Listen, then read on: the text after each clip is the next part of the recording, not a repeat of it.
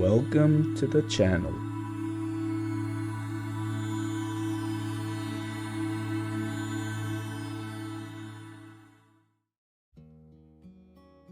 How associations change. Associations are constantly changing, strengthening, weakening, and even completely dissipating, disassociating. Elements can be added to associations or even dropped. No association that is formed lasts forever or remains unchanged. Our associations must be mutable and even have the possibility of completely dissipating, so as to allow for new associations that might have contradicted past ones to be established. We can observe how our associations are indeed mutable by our ability to change our mind on any number of subject matters throughout our life experience. Imagine if associations would be immutable, if there would be no going back once elements resulting from the three ways in which we experience were associated. People would never change, individuals would never quash their shortcomings, and we would simply sink into our patterns. Life would be a quick race to digging our heels in and awaiting our deaths. Our life experience would be limited in so many ways, and our development would stagnate. Progress itself would be unattainable, both at the individual and the societal levels. The reason why we are able to work on ourselves is due to the quality associations have of being able to change over time. Not only are associations altered due to the passage of time and through our direct and conscious effort, but these also change simply because we ourselves change over time, our network of associations. Every instance that a specific association, let us say association A, is involved in the creation of one of our experiences, even though the association might be the same one, the resulting experience will be unique/different in each iteration because we ourselves will be different. To clarify, just because the association is the same one, this does not mean that the resulting experience we have will be exactly the same as in the previous instance, where the same association created our experience. Let us follow the example of association A in order to drive this point home. Note, keep in mind that we do not experience associations directly. Associations are an input that ultimately results in our life experience, along with input 1. In between the lapses where our experience results partially from association A, partially because input number 1 is also involved, more associations will have been established within our mind. Many will have changed, and some will have been erased. Accordingly, each instance where association A is involved with the creation of our experience, the resulting experience will be different each time due to the experiencer, us, being different each instance.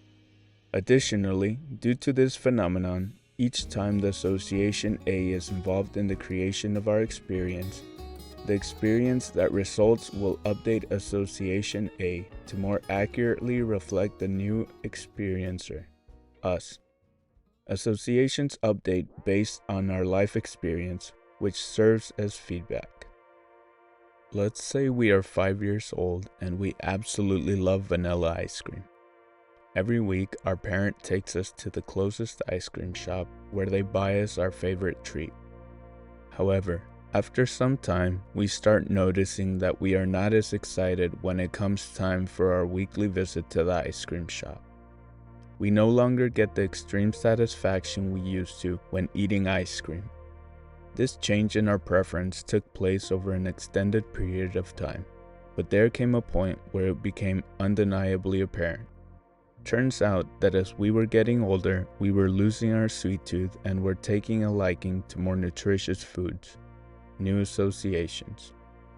The change involving other associations that was taking place was influencing our experience resulting from the association pertaining to our love of vanilla ice cream, association A. In each instance, we had vanilla ice cream. Association A was being modified. the connection between vanilla ice cream and our love for it was diminishing. This was not due to us withholding from eating ice cream for an extended period of time, but rather because we were changing our overall network of associations, and this was influencing our experience with vanilla ice cream, which in turn was updating association A each instance we had the dessert, to more accurately reflect our diminishing appreciation for it.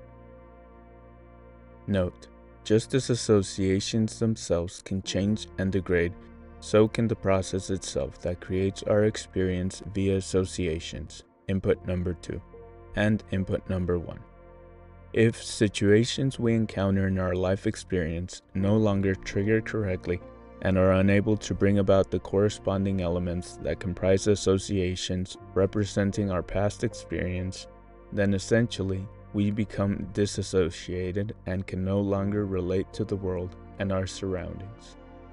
This, of course, happens in degrees. Some form of this is likely what is involved with the degenerative mental disease such as dementia or Alzheimer's. When an individual is disassociated, they do not know where they are or even who they are.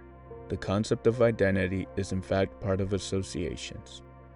Depending on the severity of the disassociation, the individual might not know where their home is or how to perform even the simplest of tasks. They cannot function due to having lost the notions of continuity and context. Where associations are stored. The associations that represent input number 2 obviously have to be stored somewhere that is readily accessible, as this information cannot simply appear out of thin air. Let us establish where these associations come from and where they are stored. There are countless associations that must somehow be systematically organized within a structure. That structure will be known as the network of associations. The network of associations is not a physical storage unit representative of one specific component found within our brain, but rather a conceptual structure representative of the aggregate of certain functions that come from more than one physical component within our brain. This aggregate of functions is manifested, and very much simplified, by the concept of the network of associations. Note, I am by no means a neuroscientist and do not claim to have an understanding of the breakdown of which components within the brain serve what function, or anything of this sort, in a manner in which I would have the capacity to break down the aggregate of functions and relate each capacity to the respective area of the brain that is responsible for it. Thankfully, this is of no relevance to our analysis and is beyond its scope. What we are concerned with is the aggregate function represented by our network of associations, which is certainly a function we are capable of observing that we possess, regardless of its physical allocation consisting of various components within our brain. The network of association plays a crucial role in our experience and will be discussed to a much greater extent in the following chapter. How our very development depends on associations. Associations are responsible for our development from the time we are a baby who cannot even crawl to the time when we are a self-reliant, independent adult. As babies, before we could even consider moving around freely, we first had to develop the associations necessary to identify objects as separate and unique from the image we were seeing for the first time of our surroundings. As inadmissible as it may seem, we had no notion of objects and things as such. For us, there was no separation. It was just all this new imagery. During our first days of exploration in this world, we would bump into walls, furniture, and all sorts of things. We did not know what this existence was that we could not go through. We quickly began associating certain patterns from our environment as causing us pain and or frustration from bumping into things and hurting ourselves. Whenever we identified certain patterns in our surroundings, objects, We would instinctively elude these visual representations, sensibly wanting to avoid the physical pain, touch, which we were starting to associate with bumping into these. Via this manner, we began experiencing objects as separate and individual things from the totality of what was our environment, which are things we cannot pass through. If not for associations and the capacity of our life experience to take in past experience as a component, we would spend our entire short-lived existence bumping into everything and would have an extremely dull experience. We would not surpass this stage of development. Once we developed this functionality of being able to distinguish objects as such, many more associations were able to develop, which allowed us to expand our functionality, which would have not come about had we not first established the aforementioned associations regarding objects. The network of associations is the individual. What the individual is represented by the totality of their network of associations. Any conceptualization we established based on what we think we are is just that, a conceptualization, essentially a thought. We can have extreme conviction in this thought, but this is by no means representative of what we are. In the same manner that the reality of an object can never be grasped, the reality of what we truly are can never be grasped. All we can do is simply embody what we are, but we can never understand this. Every time we self-analyze, not only are we simply considering a tiny portion, but this tiny portion is being observed in a subjective manner, with our bias. Experience itself is exclusively comprised of the two inputs. Experience itself is comprised entirely of associations and the information our sense organs pick up from their interaction with the environment. Input number one is what feeds our sense organs and allows for this information to be interpreted by our mind and to manifest via our capacities in the form of live experience. This is the only external input we have that is responsible for experience itself. Associations are the internal input, which allow for our life experience to have a narrative. They allow for continuity and context. Without input number one, there would be no content for associations to work with.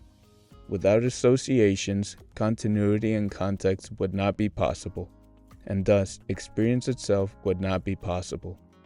We need both components for experience to take place. What we are experiencing, as determined in step 2. We have learned all about the inputs that comprise experience itself. The step that is still pending in our 4-step system is to establish what we are experiencing, which is step 2. Initially, we likely believed this was reality, but we now know this is not accurate. So we must ask ourselves, what is it that we are experiencing? What we are engaged in that results in our life experience. Note, remember, what we are experiencing, as per our 4-step system, is that which we are engaged in. This is why the addition of what we are engaged in has been following what we are experiencing, so as to make sure the reader makes the distinction and does not confuse the term to be in reference to actual experience.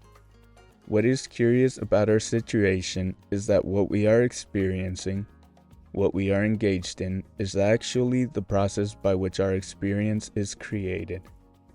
Unlike in our video game example, the subject of the analysis, our life experience, is not something that is complete and which we experience as such, but rather something that we experience as we simultaneously create this. We are involved in the creation of our experience, and we are the ones who experience said creation. All we consciously ever do is experience. We cannot do anything else or ever stop experiencing in order to perform another activity. So how is it possible that we are engaged in the process that creates our life experience, even though all we are ever able to do is experience? This is only possible since the process in which we are engaged in takes place outside our experience. Our mind is the processor constantly creating our life experience. A testament to this determination is how associations are triggered automatically without our conscious intervention, or how these are formed without our direct conscious input. While we are experiencing, our mind is engaged in the process of creating our experience. So, it is not that we consciously perform both tasks, create our experience and have said experience. Regardless of the fact that we are not consciously engaged with the process, this is indeed what we are engaged with that results in our life experience. There are two aspects that create said experience: the experiencer and the processor. Our mind never stops creating the experience, and we never stop experiencing the said experience. It will become abundantly clear in Chapter 2 how the entire process by which our life experience is created takes place outside of experience. Note, what we are, a human being, is not a compound noun. It is actually a perfect descriptor for what we are. We are a human, noun, that is being, verb. Our very essence is the combination of a thing, man, and an act/process, being. Part of what we are is dynamic action, constantly taking place. We are the created and the creator, experiencing the result of the very process that we are. Establishing the inputs. Conclusion. We are constantly receiving content from input number 1. This serves as the ever-present background for our life experience, which we move through. Associations give direction and meaning to said experience and take place on top of this background. What we consider our life is nothing more than our experience. There is nothing else that comprises our life. Try to do anything aside from experiencing via feelings, sensations, or thoughts. Experience is all we are, all we can ever do. We tend to differentiate remembering and imagining as something other than experiencing, and we only think of experiencing as what is going on in the moment, present, and what is to do with the physical.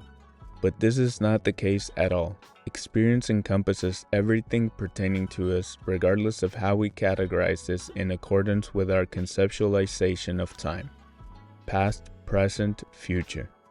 When we remember or imagine, we are still relying on our three capacities that create experience.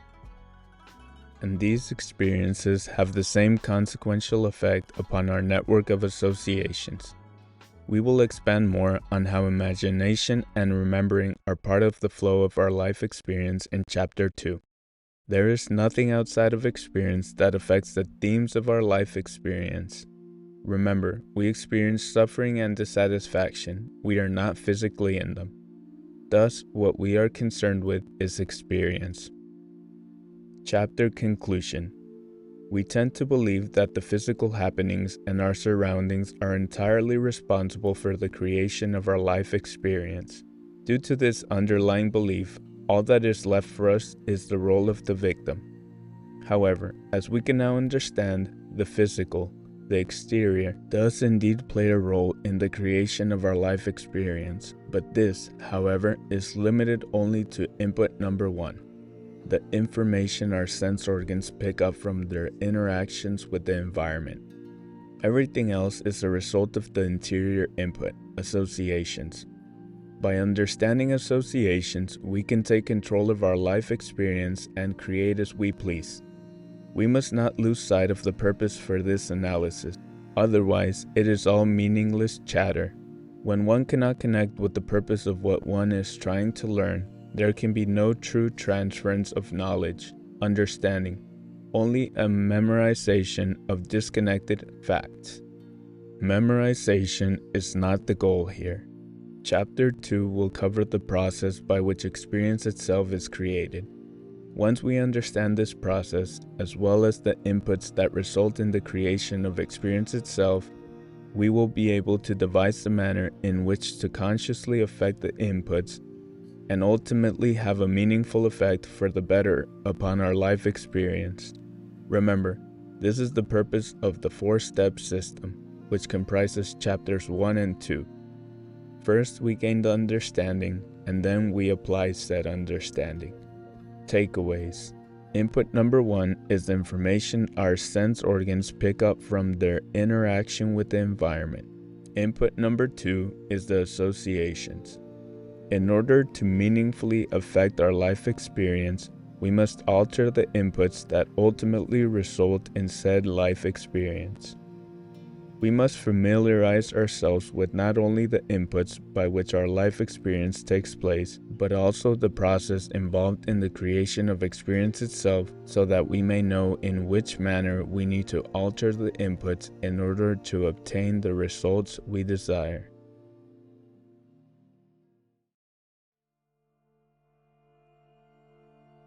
Download the complete book in order to follow along from the website. The link is in both the video and the channel description. Thank you so much.